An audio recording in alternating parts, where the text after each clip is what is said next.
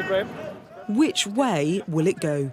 The race to elect a new Conservative Party leader and Prime Minister now officially on, and the timetable set. We have agreed the way forward for the leadership election. We expect 20 supporters for each candidate. We'll also expect that on the first ballot, any candidate to proceed must have won at least 30 votes. This is a terrible distraction for the country, for the party, for the government. You are surely worried about your party's reputation in this absolute mess. I'm very keen that we get this concluded as smoothly, cleanly and rapidly as possible, and certainly we should have a conclusion and a new leader of the party elected and announced on the 5th of September. Why are you the right person to be the next Prime Minister? The Foreign Secretary, the 11th candidate to put herself forward, joining front-runner Rishi Sunak in a crowded field. Our leadership has to change. My case for leadership is simple. I want the best for us all, and I'm the person to deliver that. This, the largest list of candidates in any Conservative leadership election, and the rivalry is rife. It's getting nasty, though, isn't it, Mark?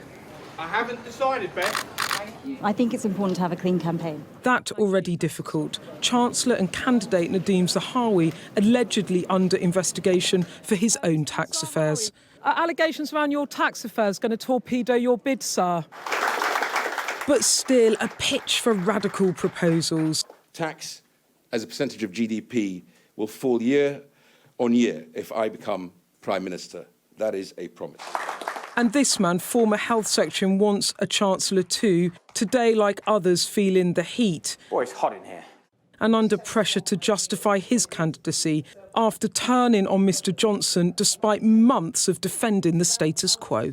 It seems to me that perhaps you're a continuity candidate and your selling point is I'm not Boris Johnson, I'm a man of integrity, and that's about it. I did think about leaving earlier than I did, but every time I convinced myself that to give the benefit of the doubt. And perhaps I did it for too long. Perhaps I should have left earlier. But I didn't see anyone else leave any earlier than me. And so, but now pledging to scrap the rise in national insurance he previously backed. You supported the social care levy as Health Secretary. You supported the NI tax rise, which you're now saying you'll cut. Now, some people look at that and say you're talking out of both sides of your mouth. What's your response to that? The circumstances have changed. I think at the time, the general assumption of inflation for the next few years was around 3%. Now we're at 10% inflation. The pressure. The pressure now off this man. Mr Johnson's day is now numbered as he appeared in public for the first time since his resignation speech at a science research centre. You talked about the herd in Westminster.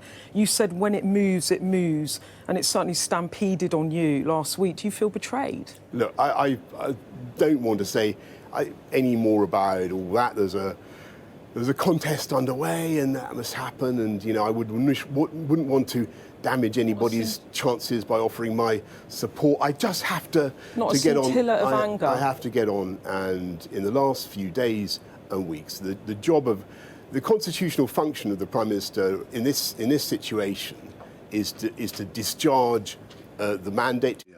Boris Johnson has just 8 more weeks to do that as his would-be successors engage in a ferocious battle to replace him.